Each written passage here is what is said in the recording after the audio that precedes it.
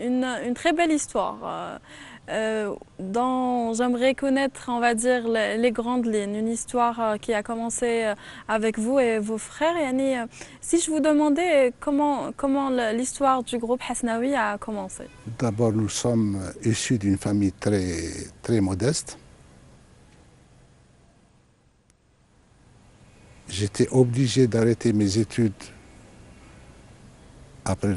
parce que en 68, il y avait deux parties pour le bac. Et le probatoire, c'est la première partie du bac et la deuxième partie. Donc j'étais obligé d'arrêter mes études après le probatoire. Donc la première partie du bac, pour des raisons, disons, économiques. Donc il fallait satisfaire les besoins familiaux parce qu'on était dans le dénuement le plus total. Donc j'ai décidé de faire maître d'internat et en même temps préparer mon bac tout seul. J'étais vite, en 69, rattrapé par le service militaire. Et pour y échapper, il fallait continuer les études. Ce qui fait que vous aviez un double challenge, les études par-ci et travailler en même temps. Oui. Et comme j'étais obligé de reprendre mes études, donc il fallait faire quelque chose. J'ai ouvert le journal et la première possibilité qui m'était offerte, c'était de concourir pour faire technicien supérieur en génie rural. C'était une formation organisée par le BDPA, donc le Bureau de développement de la production agricole qui dépendait de la FAO à Skikda. Donc c'était un stage accéléré de 18 mois qui était encadré uniquement par des experts étrangers, français et belges. Je ne savais pas même ce que ça voulait dire génie rural. Mais ce qui m'intéressait, c'était le pré-salaire à l'époque, qui était de 750 dinars. Pour moi, c'était énorme. Donc je me suis inscrit à cause du pré-salaire. Donc j'ai concouru, bien que je n'avais pas le niveau requis, parce qu'il fallait avoir au moins le niveau terminal. J'ai concouru, j'ai été reçu, j'étais parmi les premiers. Et c'est un stage c'est des études qui m'ont beaucoup aidé, parce que ça m'a permis d'avoir une formation de base pour tout ce qui est génie civil, tout ce qui est construction, toute la partie hydraulique. Donc à l'issue du stage, on était capable de réaliser une route, un ponceau, calculer un réseau d'irrigation, calculer le système Lahore. On avait des bases sur le plan de la pédologie, de l'agronomie, calculer les besoins de la plante, etc. Donc on avait une trentaine de matières, faire de la topographie, etc. Donc j'ai eu une formation générale qui touchait aussi bien la construction Que que l'agriculture. Ce qu'on sait, c'est qu'ils ont commencé de rien. Ils sont partis de zéro. Ils avaient juste des études en tête et des rêves pleins à réaliser.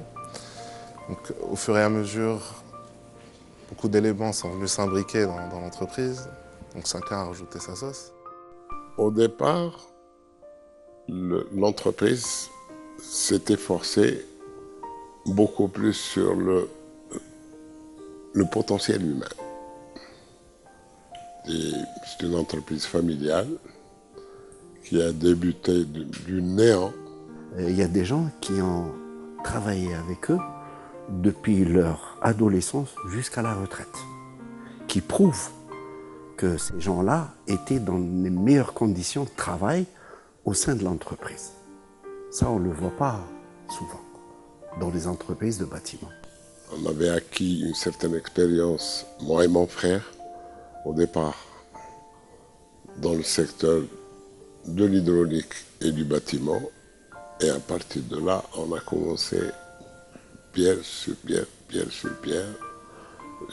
Et on a évolué le plus normalement du monde par un petit peu le travail, l'abnégation, travailler jusqu'à 14h, 15h par jour. Vous avez dit tout à l'heure une phrase qui m'a accrochée en disant que l'employé est l'un des choses les plus importantes dans une entreprise. Surtout dans une entreprise de construction où l'élément humain est prépondérant. Alors, si vous ne faites pas attention à cet aspect des choses, vous ne pouvez pas avancer.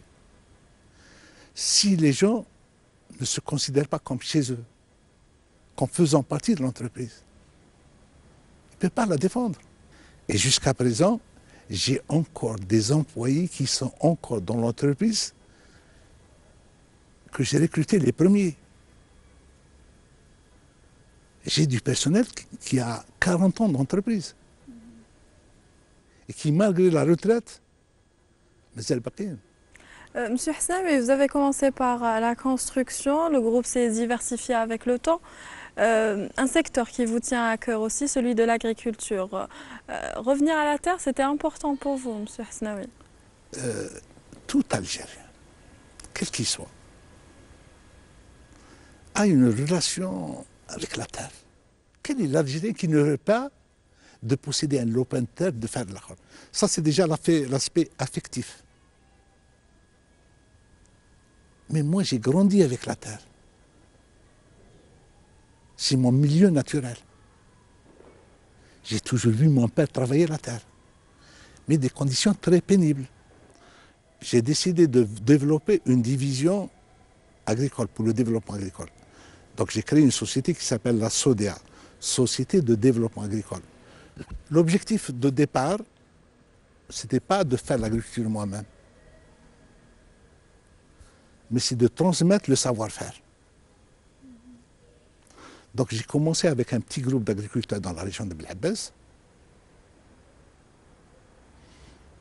J'ai commencé par créer la première pépinière maraîchère. C'était la première en Algérie, personne ne connaissait. J'ai un plant de tomates ou un plant de poivron ou de goulette, recette directement en motte. C'était bizarre. Quand j'allais voir les agriculteurs, j'ai dit, bon, qu'est-ce que vous produisez en tomates? Quels sont les rendements que vous faites? 100, 150 quintaux. J'ai dit, la norme, c'est pas comme ça. C'est 1000 quintaux par hectare. Les gens riaient sous cap, les agriculteurs. Je dis, bon, celui-là, il travaille du chapeau. J'ai dit, il n'y a pas de problème, on va faire l'expérience. Je vais vous fournir tout ce qu'il faut. Le système d'irrigation de goutte à goutte, la fertilisation, les programmes de fertilisation, les plants, les engrais, tout. C'est moi qui prends tous les risques. Vous avez qu'à suivre. Qu'à travailler, suivre les instructions. Si vous n'arrivez pas à faire, donc vous n'allez pas pouvoir me rembourser. Ce serait tant pis pour moi. Et c'est comme ça que ça a démarré. Donc on a essayé de développer la filière bien avant le FNDA ou le système de soutien, parce qu'à mon avis, ça a été une très mauvaise chose, parce que ça a pollué les mentalités. Au lieu de faire du vrai développement, ils ont commencé à distribuer de l'argent. Et l'argent facile est contre-productif. Parce qu'on aurait pu faire beaucoup mieux avec beaucoup moins d'argent, parce qu'à l'époque, les gens, qu'est-ce qu'ils cherchaient? Seulement des facilités. Leur donner des crédits et les aider à développer. النهار الاول كي جيت هنايا لقيت واحد 4 خدامه ولا 5 قعدت من 2004 ليومنا هذا ومازالني بدينا بالخضر نقولوا بطاطيس طماطيش فلفله امور يعني دليع بطيخ وكنا ننوعوا وهذوك الانواع كانت بالنسبه تجربه احنا اللي كيقول لها المزرعه نتاع حسناوي باش الناس تجي تشوف يشوفوا الباسان كيف مخدوم يشوفوا الريزو كي يتمشى ويشوفوا طريقه الخدمه يعني ما فيها اسمده وادويه الى اخره وعلى كل حال خرجنا بنتائج لبس بها. On sait qu'actuellement, une deuxième génération a intégré le groupe Hasnaoui, celle de vos enfants. C'était important pour vous de passer le flambeau à la nouvelle génération, Monsieur Hasnaoui? Oui, moi, de toute manière, ce n'est pas que mes enfants, mes neveux, parce qu'on était 4 frères à la base. Chaque frère, il a 4 ou 5 enfants. Donc ça fait quand même une famille. Bien sûr, plus les membres de la famille sont impliqués et mieux ça vaut, à la condition qu'ils ont les compétences nécessaires pour pouvoir faire du développement. Et on est en train d'organiser le passage du témoin à la deuxième génération, mais sur des bases rationnelles. Donc on est en train de travailler sur la charte familiale pour pouvoir organiser la transition dans des conditions correctes. Pratiquement, on va dire des chiffres comme ça en tête, mais tous les cadres supérieurs font partie de la famille. Donc vraiment, chacun s'occupe de quelque chose de précis. Par exemple, moi je m'occupe de la menuiserie bois, mon père s'occupe de la BTPA, j'ai un cousin qui s'occupe de la carrière. Donc après, quand on est en réunion de famille, on se voit tous les jours. On se voit tous les jours au travail, après on se voit ailleurs, dehors, en vacances. Donc, mais vraiment, tout le monde baigne, on va dire, dans la société hasnaoui. Il est clair que normalement, vous devez avant tout compter sur les membres de votre famille. Bien sûr, quand ils évoluent dans le même sens que vous, quand ils ont les mêmes idées que vous, et ça, bien sûr, c'est très important. Et puis, il y a toujours ce côté familial. On est obligé quand même je dirais, d'œuvrer dans le même sens et dans le même but. Depuis que je suis né, c'est comme ça, donc je n'ai pas connu autre chose.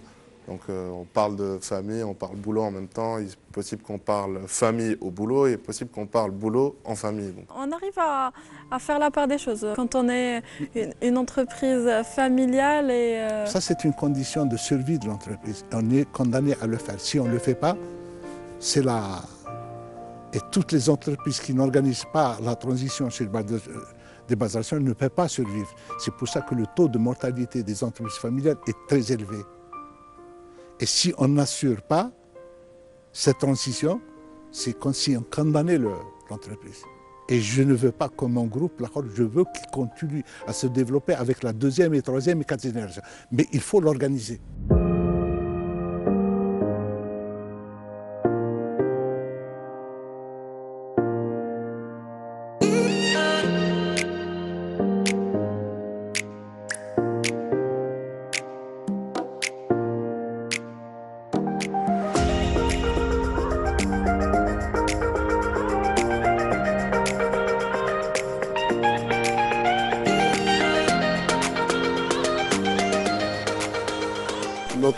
Notre devise a été d'aller vers la perfection. Et ce qui a fait un petit peu le sérieux de l'entreprise, et c'est le sérieux qui a payé. Puis au bout d'un certain moment, on s'est rendu compte qu'il valait mieux produire soi-même ces matériaux. Parce qu'en Algérie, vraiment un problème, on va dire un problème de matière pour travailler. C'est pour ça qu'au fur et à mesure, donc, comme je disais, on s'est retrouvé à faire des fenêtres, à faire des portes, à faire des adjuvants, du mortier, mais vraiment sans s'en rendre compte. Nouvelle étape où on va découvrir le cœur du groupe Hasnaoui, un groupe diversifié par ces différentes sociétés. Donc là, on est en train d'accéder au complexe de production le plus important du groupe. Là, on réunit un bon nombre d'activités. Et là, on va visiter l'une des sociétés les plus importantes du groupe en termes de production. Là, on va passer devant la société Technacam Algérie, qui est une société mixte algéro-italienne, spécialisée dans la chimie du bâtiment. Juste à côté, nous allons voir la société Grupo Pumal Algérie, qui est une société mixte aussi algéro-espagnole, qui est spécialisée dans les mortiers prêts à l'emploi et les ciments-cols. Qu'on va découvrir après sur le terrain. Absolument. Deux sociétés avec un savoir-faire étranger, n'est-ce pas, monsieur? Effectivement, oui. Avec une main-d'œuvre algérienne, un produit qui est fabriqué localement. Nous avons un seul Espagnol sur site. Et la société Technacam, nous n'avons aucun étranger sur site. Donc au fur et à mesure du temps, nous avons acquis notre savoir-faire. Et là, on est vraiment, au vrai sens du terme, autonome. Donc en utilisant vraiment notre savoir-faire étranger pour avoir les recherches et le développement et être à la page en insérant toujours les nouvelles technologies existantes en Europe, de les avoir et de les acquérir le plus rapidement possible. On sait aussi que chaque entreprise bénéficie ou plutôt a son propre laboratoire afin de mieux répondre aux normes peut-être et aux exigences du consommateur. Effectivement, donc nous nous, dans la politique, c'est-à-dire du groupe depuis toujours, ça a été le premier laboratoire du groupe date de 1985, un laboratoire d'autocontrôle. Donc une société privée en Algérie à cette période-là, dotée d'un laboratoire d'autocontrôle, ça ne courait pas les rues. Alors aujourd'hui, nous faisons absolument le même principe, sauf que nous avons pour chaque société son propre laboratoire, ses propres spécificités, en respectant les normes régissant son domaine d'activité. Et même pour les activités, pour le béton prêt à l'emploi, pour les mortiers, pour les adjuvants, pour l'aluminium. Chaque société est dotée de ses propres équipements d'autocontrôle. À l'époque, on évoluait dans l'adversité avec le secteur public. Parce qu'on n'avait pas du tout les mêmes avantages. Tous les avantages partaient au secteur public. Sincèrement, il a failli. Le secteur public a failli. Parce qu'il a eu tous les moyens. Par contre, nous, avec les petits moyens, on s'est développé. Et ce n'est pas comme certaines entreprises qui ont évolué je ne sais pas, de but en blanc en quelques années. On s'est développé dans notre secteur. Et on a essayé de développer l'industrie du bâtiment. Là, nous sommes de côté de la société MDM.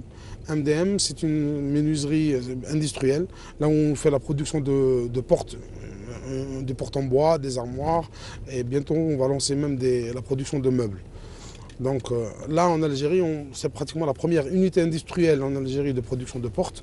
Donc on a délocalisé une usine en Espagne, avec bien sûr l'ensemble du personnel et le savoir-faire, pour développer la production en série. Nous allons voir par la suite l'usine avec les deux lignes de production, la ligne de cadre et la ligne des ouvrants. Et là, on se rapproche de la société Hasnaoui Logistique. Donc c'est une société à part entière parce qu'on fait toujours de la logistique dans le domaine du bâtiment. Donc on avait toujours nos camions, nos engins et nos moyens de manutention. Donc là, on les a regroupés dans une même entité pour mieux les gérer comme sont deux coûts et répondre à un besoin de l'ensemble des filiales du groupe. Donc aujourd'hui, on compte s'investir aussi davantage dans la société Hasnaoui Logistique, car avec la nouvelle activité de transformation, d'exploitation de carrières de granit à Tamanrasset, on est obligé d'assurer notre transport pour relier le sud au nord. Peut-être c'est la problématique qui se pose actuellement, M. Hasnaoui, sur le marché, celui de la logistique. Beaucoup d'investisseurs se plaignent de ce problème actuellement. Notre problématique, c'est toujours la logistique, ça a été toujours une problématique pour l'ensemble des sociétés du bâtiment. Pour avoir le juste à temps, il faut avoir ses propres moyens pour répondre à ses propres besoins. Donc notre intérêt, c'est d'avoir une force logistique afin d'assurer les approvisionnements des chantiers, surtout quand on est en multisite et qu'on n'a pas le droit au retard pour les chantiers. La taille du groupe a changé. Aujourd'hui, on est quasiment à 4000 personnes.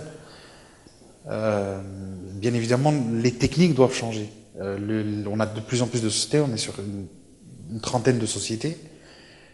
Donc on doit apporter en tout cas les techniques nécessaires à la gestion efficace, on va dire, de ces structures. Là, nous sommes dans la société Strugal Algérie, qui est une société mixte algéro-espagnole, spécialisée dans l'extrusion de l'aluminium. Donc là, en principe, on fait la production de systèmes de menuiserie d'aluminium, qui vient bien sûr pour compléter la gamme de produits qu'on cherche à avoir, afin d'assurer un certain standing pour nos promotions immobilières. Donc il faut savoir qu'aujourd'hui, dans le groupe, nous sommes en train de mettre en place un système dans le cadre du respect de l'environnement, l'isolation thermique par l'extérieur. Donc nous allons instaurer l'ITE, c'est-à-dire pour la couverture des façades. Et bien sûr, au niveau des ouvertures, on est obligé de faire aussi un système d'isolation thermique. Donc pour cela, quand on cherche sur le marché, il n'y a pas généralement des produits à rupture thermique en termes de menuiserie d'aluminium. Donc la majorité des produits étaient importés. Pour ces raisons-là, même on est parti à investir pour apporter un nouveau savoir-faire et un nouvel investissement, un nouveau poste d'emploi, toujours dans un domaine complémentaire à la construction. Donc aujourd'hui, on arrive à produire localement pour satisfaire aux besoins du marché national et apporter des systèmes constructifs nouveaux dans la menuiserie d'aluminium à base de rupture thermique. Et là, à savoir que nous avons une cité que nous avons réalisée qui a obtenu un label par rapport au R20, un label qui nous a été attribué dans la cité respectant les normes en termes de respect de l'environnement et d'isolation thermique par l'extérieur. Ce qui caractérise le groupe, c'est d'abord l'action entrepreneuriale. C'est-à-dire que quand on a un projet au niveau du groupe, c'est toute la partie ressources humaines qui est mobilisée donc aucune contrainte ne peut bloquer la réalisation du projet. Nous avons une implication du personnel. Oui, notre étape, une étape qui vous tient à cœur, vu que c'est plus culturel, ce que le groupe fait actuellement dans cette unité de production. Effectivement, donc le groupe Hasnaoui a investi dans le domaine de la restauration et la réhabilitation du vieux bâti depuis 2008. Et aujourd'hui, on fait même la décoration arabo-musulmane, de quoi faire revivre la culture andalouse de nos ancêtres en Andalousie. Donc on fait pratiquement tout ce qui est imitation de ce qu'a laissé nos ancêtres à l'Alhambra en Espagne, à Granada, à la mosquée de Cordoba. Donc on peut revoir les arcs, les décorations, on peut voir les écriteaux tels que la Ghaliba Ilallah qu'on va retrouver sur l'ensemble des murs sur l'Alhambra. Donc tout ça c'est de l'artisanat qu'on a essayé de faire revivre pour revivre l'histoire, on a une culture. Donc ce n'est pas que des investissements pour gagner de l'argent, mais aussi des investissements pour aussi embellir nos mosquées, pour faire de la décoration un peu partout. On est carrément même en train de restaurer des mosquées, participer plusieurs monuments qui représentent un patrimoine culturel de l'Algérie. Prenons en compte le château qui abrite aujourd'hui la PC de la Wilaya Sidi Bel Abbès que nous avons restauré, à savoir que même au point de vue de la toiture, l'ardoise qu'on a restaurée, c'est la première ardoise qui a été restaurée en Algérie depuis l'indépendance. هذه الحرفة زعما تعلمناها حنا من الصغر كيما هكا كيروح في إطار ترميم نخدموا حنا الحاجة اللي ما تكون خاصة اللي حنا نرموا الترميم والحاجة اللي ما تكونش خاصة نجيبوها نصنعوها. Ici, c'est-à-dire il a appris aussi un savoir-faire, il a acquis un savoir-faire de la part du partenaire espagnol, qui est aussi le directeur technique de la société, avec lequel ils ont beaucoup travaillé, ils ont appris à faire sur n'importe quelle pièce, on peut la produire manuellement et la reproduire par la suite sur un négatif, ou carrément reproduire sur des moules qu'on achète directement pour pouvoir produire sur des séries pour divers projets ou divers chantiers. Vous restaurez, vous rénovez, vous donnez un coup de jeune qui s'est usé avec le temps. C'était important pour vous de faire intégrer cette unité, le groupe Hasnaoui. Savoir construire, la construction, le malheur des uns fait le bonheur des autres. Donc on peut voir que l'histoire va se répéter un jour ou l'autre en Algérie. L'Europe, d'une manière générale, a connu une crise. Donc la nouvelle construction, à un certain moment, va stagner. Donc on est obligé de commencer un marché de restauration.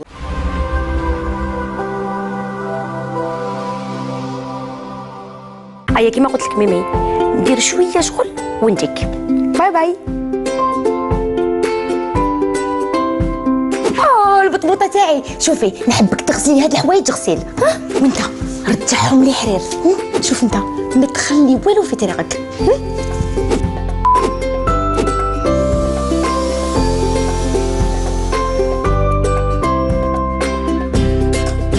كيفاش كنا نديرو من قبل مازال الحل.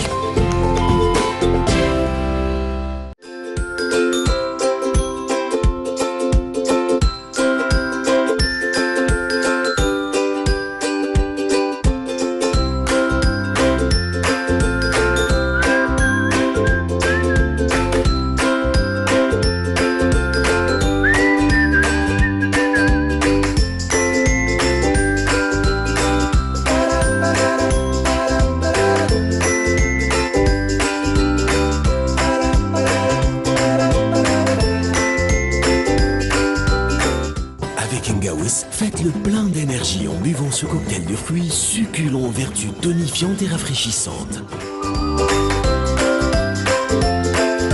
Les jus Ngawes, le meilleur de la nature.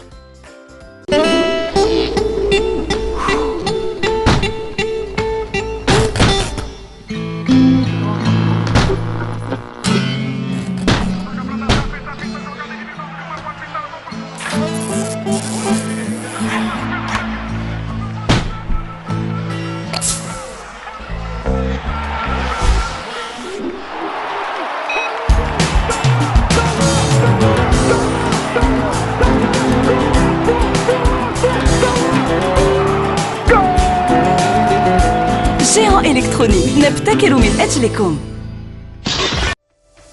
مع فريق من المختصين نمنحك فرصة الخطوة الأولى نحو الريادة.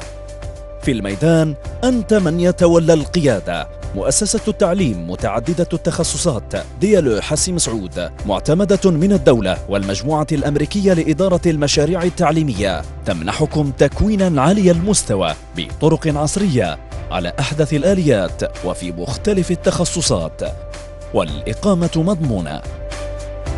ديالو حسيم سعود، العملاق في التكوين. للحجز والاستعلام اتصل فورا، فالمستقبل بين يديك.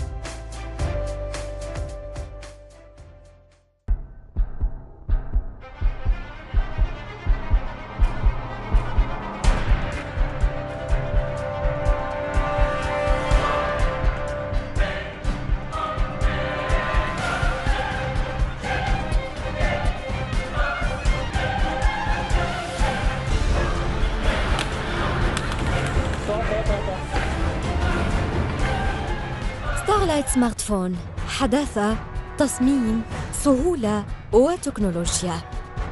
ستارلايت سمارت فون مقاومة شديدة للانكسار بفضل شاشته مزدوجة الحماية. هاتف الغد ستارلايت لندن، ستارلايت روم، متوفر الآن في الأسواق. أنتم الشباب الطموح لاكتساب مهنة المستقبل. أنتم أرباب المؤسسات الذين تريدون تأهيل عمالكم. مؤسسات الوفاق ورخيلة للتكوين والتمهين تقترح عليكم تكوينا مميزا في قيادة آليات الأشغال العمومية وصيانتها في كل من آلات الشحن والحفر الخلفي، الآلة الشوكية، الآلة الحفارة والرافعة، والعديد من الآلات الأخرى. كما توفر مؤسسة رخيلة تخصصات أخرى منها الوقاية والأمن الصناعي، أمين مخزن، مصرح جمركي، والإعلام الآلي.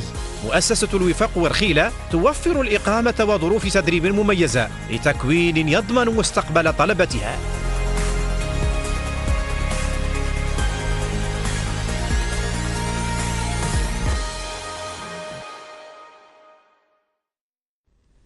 Just your face,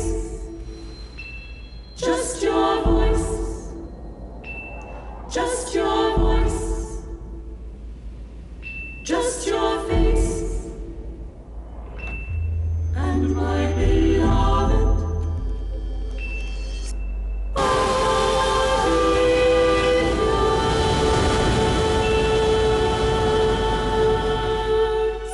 And my love.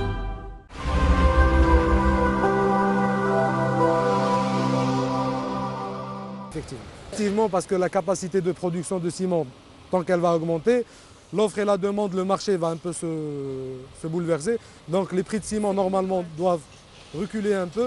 Et là, on va voir des prix de béton qui seront plus compétitifs et plus loyaux. L'Algérie actuellement traverse une crise financière un peu délicate par rapport à la baisse des hydrocarbures. On sait que le marché aussi de l'immobilier ou plutôt de la construction a baissé. Est-ce qu'il y a une répercussion directe autant que producteur de ce produit? On vient de sentir tout ça, surtout pour les projets publics. Normalement, pour les jours à venir, il n'y aura plus tout ça. Et ce qu'on espère très bien, c'est d'avoir de nouveaux projets.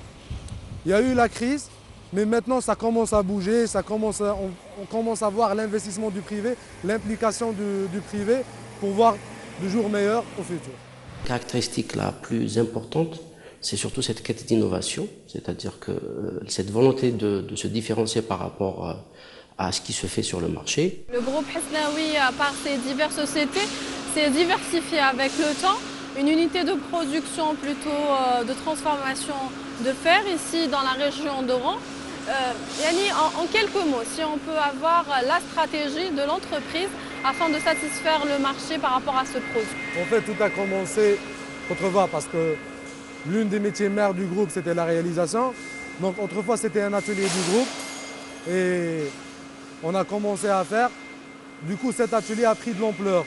Même le nombre d'employés était important, le coût d'investissement était important. D'un certain moment, on a pu faire quelque chose comme un investissement. Vous avez évoqué un point important, celui des employés. On sait qu'au début, l'histoire a commencé à Sidi Bel Abbas avec 30 employés. le chiffre a augmenté au fil des années. L'unité a vu son apparition ici dans la région. Donc, on peut parler d'évolution.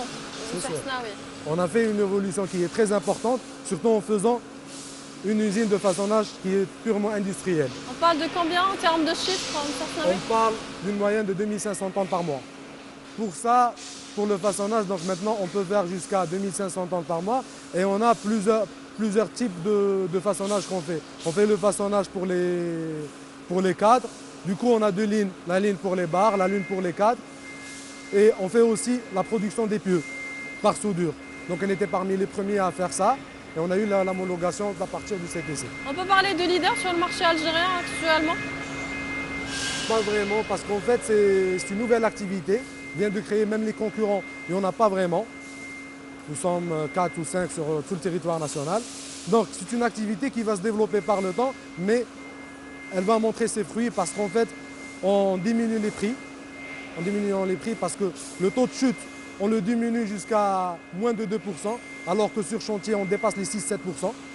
Donc on va diminuer les prix, on diminue le coût sur la production et enfin ça va se répercuter sur le marché jusqu'au bout sur les ouvrages ou sur le logement.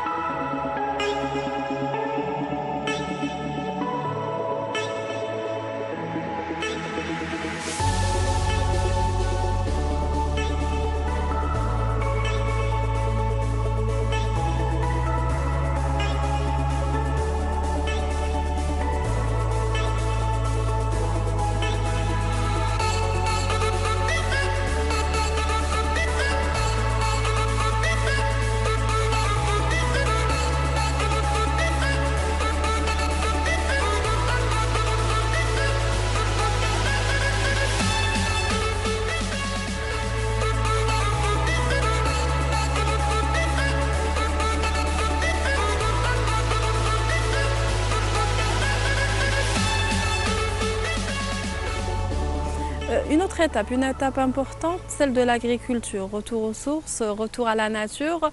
L'intégration de l'agriculture, quelques années après la diversification du groupe Hasnaoui, des sociétés Hasnaoui. Comment le besoin, est-ce qu'il y avait un besoin qui s'est fait par rapport à cette intégration de l'agriculture dans le groupe Hasnaoui ou c'était un devoir pour vous, plutôt pour le groupe? C'était par amour de l'agriculture d'abord. Le père, il a initié dans les années 90 d'intégrer de l'irrigation localisée en goutte à goutte parce que c'était de nouveauté d'irriguer localisé avec peu d'eau et gérer l'eau d'une manière rationnelle et logique. C'était ça, c'était le but prime abord de débuter avec l'irrigation parce que mon père, de tant qu'un ingénieur en génie rural, il est spécialisé en hydraulique. Et avec ça, on a commencé à planter les arbres fruitiers et promouvoir le développement d'irrigation en goutte à goutte. On peut dire que vous avez initié ou plutôt mis en avant une nouvelle stratégie de l'agriculture. De l'agriculture, parce que l'eau c'est rationnel. L'eau, il faut qu'on l'utilise d'une manière rationnelle. À l'époque, dans le temps, tout le monde utilisait l'eau à l'arrêt, Séguia, et il y avait beaucoup de déperditions. Un jour propice, il n'y aura pas une guerre sur le pétrole, le boursier, c'est la guerre de l'eau. Il faut qu'on utilise l'eau d'une manière rationnelle. Et c'était le but. Le temps qu'on a découvert le Tuporex, c'était la première innovation sur la gaine d'irrigation. Et on a initié à la faire rentrer en Algérie et développer le produit en Algérie pour économiser sur la gestion de l'eau et l'irrigation. Vous êtes M. Hasnaoui Ali, le frère aîné des Hasnaoui. Vous avez choisi l'agriculture. Comment il y a eu le déclic? C'est moi qui choisis ou la هي اللي خيراتك, comme on dit? Est-ce que c'était plus انت اللي خيرتها ولا هي اللي خيراتك? C'est par amour. La première des choses, c'était par amour parce que initialement, en sortant tous les jours avec mon père, je suis l'aîné dans des vergers pour voir l'irrigation, pour voir les vergers. Et avec ça, j'avais le déclic d'aimer l'agriculture depuis mon jeune âge. Depuis mon jeune âge, je faisais mes études et j'étais en train de suivre tous les projets d'irrigation et l'exploitation agricole. Et avec ça, j'ai aimé de terminer le parcours de notre père. L'histoire de continuer D'autant l'agriculture. plus que c'est mon grand-père, c'est un agriculteur. Et qu'il s'appelle Ali aussi. Monsieur Ali, un autre point. On sait qu'actuellement, l'Algérie, ou plutôt le gouvernement algérien, il est en train d'encourager la politique du Made in Algeria, de produire local, de consommer local. Une nouvelle stratégie pour les agriculteurs, pour le domaine de l'agricole. Est-ce que c'est évident, plutôt c'est facile tous les jours? Est-ce qu'on pourra dire que le secteur de l'agriculture est plus difficile que les autres? C'est un double challenge pour vous? Oui, c'est un double challenge parce qu'il faut planifier, il faut satisfaire les besoins du marché national d'abord, pour être avant-gardiste après pour faire l'export. Notamment, l'Algérie c'est un grand pays pour 2 millions de kilomètres carrés, 2,5 millions. On a beaucoup d'amplitude climatique, on a beaucoup d'altitude et on peut tout produire en Algérie. Jusqu'aux années 90, on a essayé aussi de nous développer dans l'agriculture par la micro-irrigation, parce que on a été des pionniers dans la micro-irrigation, parce qu'à l'époque des années 90, il y avait beaucoup de problèmes, il y avait des problèmes de développement, il fallait trouver des solutions, comme Belabès, c'est une région à vocation agricole, et l'agriculture, c'est-à-dire du moins la terre, ne peut donner que par un petit peu le potentiel hydrique. جاب سياسه تاع لي باسان كيما هذا شفتوه، هذه وحده. جاب سياسه تاع ليريغاسيون تاع الكوت ا كوت، زوج. جاب سياسه تاع لي ستاسيون دو فلتراسيون تاع دو فيرتيليزاسيون تاع الاسمده. سمعتي؟ هذو حوايج ما كانوش عند الفلاحه بكري. حسناوي قلع هنا في وليد بالعباس بهذا النموذج. لي باسان شفتوهم، لو كوت ا كوت les stations de Asmida. On a essayé de ramener le savoir-faire. On a commencé par la Jordanie à l'époque. On s'est adossé un petit peu aux Espagnols. On n'a rien inventé. On a copié un petit peu de ce qui se fait autour de nous. Vous avez parlé de stratégie, vous avez parlé d'ambition, de l'amour de cette agriculture qui peut devenir une force de frappe pour l'Algérie. Un autre point, vous avez réussi un challenge. Vous avez pu produire une passe crassate, comme vous le dites si bien. En Algérie, un défi réussi et tenu par le groupe Hasnaoui. Oui, un défi tenu parce qu'avant, il y avait des importateurs qui l'importaient ça. Et nous, on est toujours d'un esprit, pourquoi pas nous, on le fait? Pourquoi on l'importe toujours? On pose la question qu'on est capable et l'aptitude à le faire. On doit le faire pour réussir, pour au moins faire gagner l'état des devises que d'importer et faire créer une richesse. En termes de qualité et prix, est-ce que c'est un défi plutôt réussi? Est-ce que c'est un produit qui coûte moins cher que celui importé? Oui, c'est tout à fait normal qu'on ait un produit, on voit la production locale algérienne. C'est beaucoup moins cher par rapport à l'importer, payer les taxes, les droits de douane, c'est bien sûr. Quelle est la stratégie adoptée par le groupe Hasnaoui par rapport à ce secteur de l'agriculture? En tant que directeur général de filiale de pôle agricole, on ne faisait pas uniquement de la production de la poire. On a encore une centaine d'hectares de vergers de l'huile d'olive pour les oliviers de l'huile, pour l'huile d'olive. Nous avons aussi de la vigne en pergola. Et prochainement, on va encore planter de l'amandie, des prunes, des nectarines pour satisfaire sur le besoin du marché national. Et entre autres, on est les leaders dans le domaine sur l'étude des réalisations des projets clés en main sur les réseaux d'irrigation. On peut parler d'export pour les années à venir, M. Hasnaoui? On peut parler d'ici 5-6 ans, on peut parler pour exporter. Pas pour l'instant. On est en train aujourd'hui, le groupe Hasnaoui dans les années 2000, on a débuté avec une pépinière maraîchère pour produire les plants maraîchers. C'était vraiment un défi.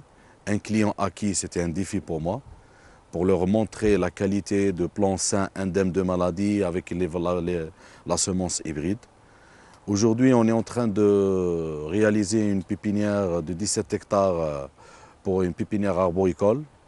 On va débuter avec une chambre de nubilisation et pour l'année prochaine, on va faire la pépinière, la laboratoire in vitro pour produire ici les porte-greffes aussi en Algérie.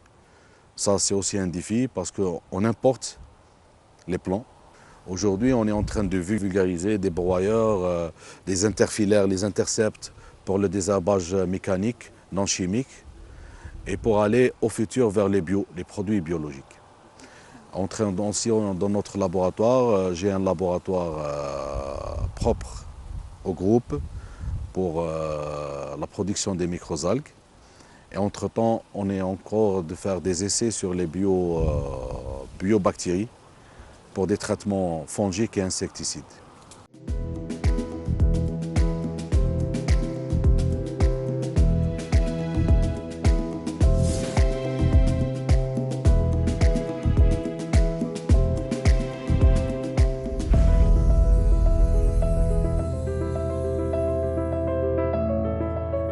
Monsieur Hesnaoui, vous avez choisi un endroit nostalgique et très important pour vous et pour le groupe. La cité qui se trouve ici à Oran, une cité importante pour le groupe. Monsieur Hesnaoui, si je vous demandais pourquoi avoir choisi cet endroit pour clôturer cette belle émission. En fait, l'endroit, je ne l'ai pas choisi. C'était un terrain qui était à la périphérie d'Oran. Les promoteurs n'en voulaient pas, parce qu'ils considéraient que c'était excentré par rapport à la ville. Mais moi, ce que je voulais, c'est avoir un grand terrain pour pouvoir réaliser une cité intégrée digne de ce nom. Et en réalité, ce n'est pas le terrain qui fait la valeur du projet, c'est le projet qui fait la valeur du terrain. Donc il fallait, déjà au niveau de la conception, réfléchir aux besoins, parce qu'on doit répondre à un besoin. L'Algérien, qu'est-ce qu'il cherche? Un logement confortable, bien sûr, des conditions de vie, aussi bien à l'intérieur du logement qu'à l'extérieur du logement. Donc on a fait en sorte pour que celui qui habite ici puisse s'approprier l'espace extérieur. Ils se sentent comme chez eux. Il est dans sa cité et dans son environnement. Et en termes d'urbanisme, c'est extrêmement important. Donc il fallait travailler sur les hauteurs. Laisser suffisamment d'espace pour que la cité soit suffisamment aérée, parce qu'il faudrait que le citoyen puisse respirer. Il ne faut pas qu'il se sente écrasé par le béton. Comme on voit ici, c'est des immeubles qui ne sont pas très hauts par rapport à ce qui se fait actuellement. Ça, c'est voulu. J'aurais pu mettre 2 fois plus de logements qu'on en a fait. Mais exprès, on a essayé de réduire les hauteurs pour que la cité soit aérée, pour que l'habitant n'étouffe pas à l'intérieur de la cité, pour qu'il se sente à l'aise. Offrir des espaces de jeu aussi peut-être pour les enfants. Bien sûr, aujourd'hui le problème c'est que les enfants n'ont pas où jouer. Là, c'est la terrasse, le parking au-dessous. Tous les terrasses sont aménagées en aire de jeu pour les enfants. Et là, les mamans, à partir de la cuisine, peuvent contrôler leurs enfants. Comme on a des aires de jeu à l'extérieur, qui sont gardées, il y a les services de sécurité, etc. Ça veut dire qu'ici, on peut lâcher son enfant, on est sûr qu'il est en sécurité, qu'il est dans de bonnes conditions, mais il n'y a pas de poussière, il y a toutes les commodités pour que les jeunes puissent s'épanouir. Donc il faudrait que les gens soient familiers avec les fleurs, avec la végétation, avec la route. Et je dis que pour moi, l'habitat, la qualité de l'habitat conditionne le citoyen de demain. C'est extrêmement important, parce qu'il ne faut pas mesurer le logement à partir de son coût initial. Ici, quand le mari part au travail, il n'a pas le souci des enfants, comment faire, etc. Parce qu'il est déjà en sécurité, sa femme en sécurité, il y a toutes les commodités nécessaires, etc. Donc il est plus à l'aise déjà dans son travail, donc il est plus productif. En tant que promoteur, comment vous jugez le marché de l'habitat actuellement? La rareté du foncier fait en sorte que les promoteurs ont tendance à rentabiliser au maximum le terrain. Donc ils montent en hauteur au maximum, ils laissent le minimum d'espace à l'extérieur pour mieux rentabiliser le terrain. Et c'est ça la plus grosse erreur. Et plus on monte en hauteur, et moins c'est bon pour l'éducation des enfants. Il y a des études sociologiques qui ont été faites dans ce sens-là, même par des étrangers. Ils disent, à partir du moment où la maman ne peut plus communiquer avec son enfant, c'est la rupture. Et c'est le début de la délinquance. Et pour faire la ville, il faut arrêter de travailler sur des petits lopins de terre, des petits lopins. Il faut travailler sur des grands ensembles pour pouvoir assurer tout ça. Parce que si vous avez 1000 ou 2000 ou 3000 mètres carrés, vous ne pouvez pas créer ces conditions. Donc il faut accepter de travailler. Même si les opérateurs du promoteurs sont multiples, il faut travailler sur des cités de 1000, 1500, 2000, 3000 logements. Mais en termes d'études, il faut que le projet soit fiable une fois fini.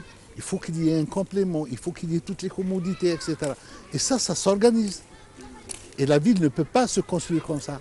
Ici, pour moi, en tout cas personnellement, je pense qu'il y a tout un art de vivre qui a été mis en place. Il y a des infrastructures culturelles, il y a des infrastructures sportives. الأسرة الجزائرية دائما يبحث على الراحة تاع ولده وين راح يلعب وين دار السبور تاعه. المجمع حسناوي وفرنا كاع الإمكانيات. Déjà, il y a la sécurité. Donc c'est un environnement clos. On est très à l'aise. On peut laisser nos voitures sans problème. Les habitations, on n'a pas de souci avec. Penser aux gens avant de penser au logement lui-même.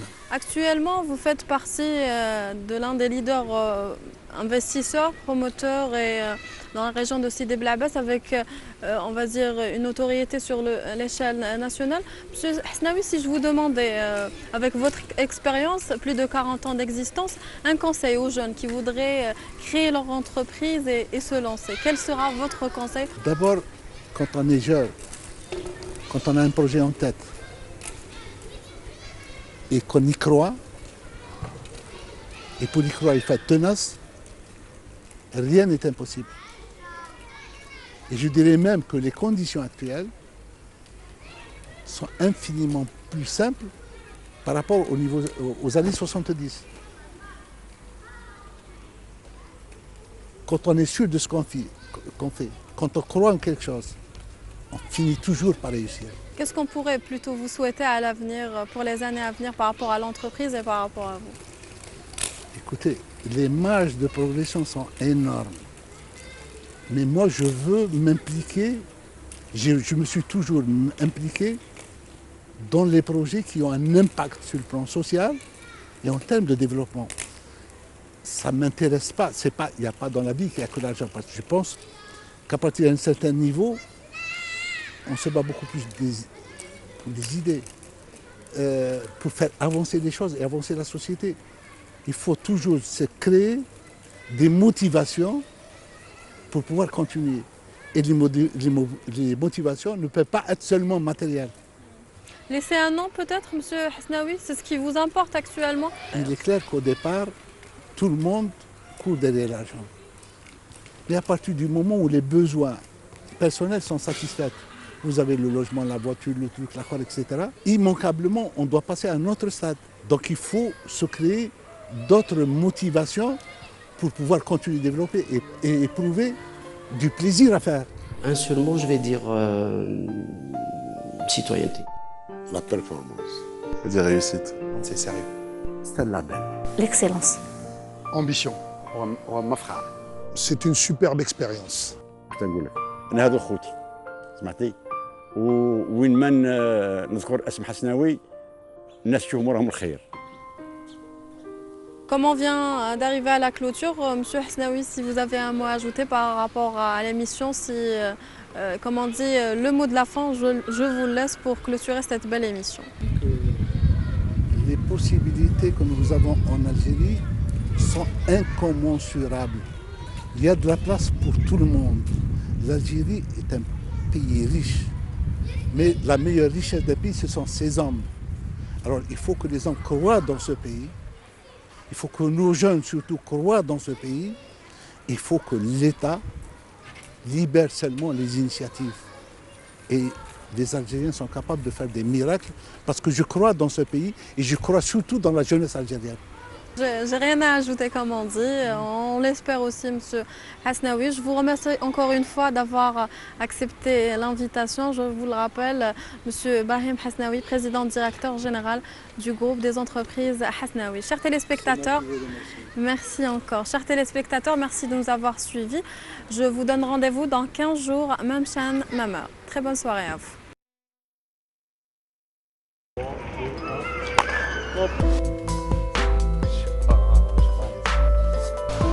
De caméra.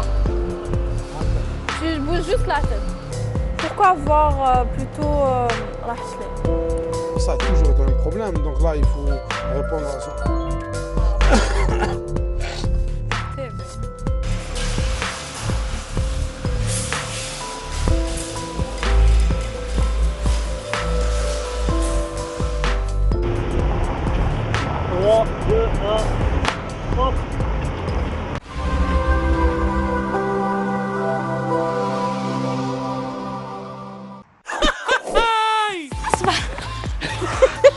على بالي ما فهمتي والو.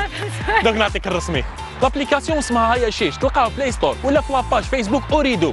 لو جو فيه 5 تشالنج، ديروه مع اصحابكم، بارطاجيو وخليونا نلعبوا كاع. فيلمي روحك دير لاغريماس الشابه ديالك بوندون 10 سكوند واختمها بهيا شيش. هيا شيش. أريد عيش الإنترنت. تخيل عالما متمحورا حول اهتمامك. تخيل مسكنا كل شيء به مجهز لخدمتك. تخيل تكنولوجيا مصممة لتستجيب لأفكارك ولتجعل حياتك أكثر راحة، لا بل أكثر تشويقا، فتنقلك من ثقل الواقع إلى همس الخيال، إلى لون الإبداع، إلى حاضر أمتع وإلى غد أفضل.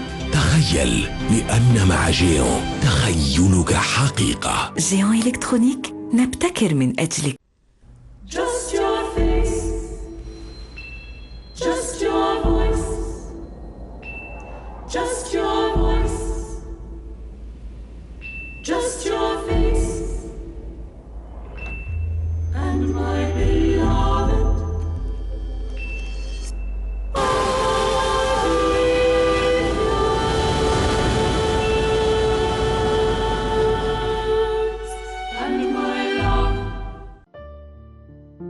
تبحث عن الراحة، الرفاهية وبأسعار معقولة. فندق يوداي بالجزائر يوفر لك ما تحلم به. غرف فاخرة ولكل الفئات. مطعم ذو مواصفات عالمية.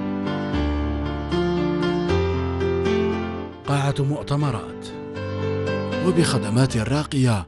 فندق يوداي في خدمتك.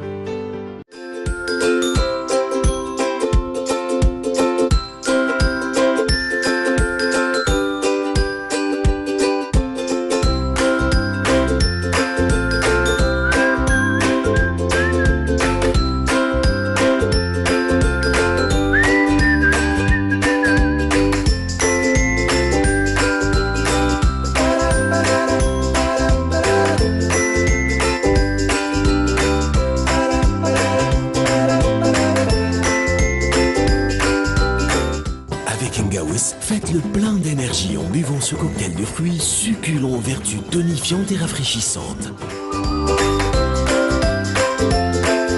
Mais Shungawis, le meilleur de la nature. واش كاين شي خلعني؟ انت راك خالعني ما تروحش تحوس على خدمه. ما لقيتش. اما لا اقعد تتعلم الطبخ. متخصصه في تعليم سياقه جميع آلات الأشغال العمومية وصيانة الانتعاش. مؤسسة عقباش للتكوين بورت بوريريج تمنحكم أيها الشباب فرصة التكوين لضمان مستقبل طموح في سياقة آلات الأشغال العمومية. ريترو شارجور، غرو، نيفلوز، بولدوزر، بوكلان et كلارك.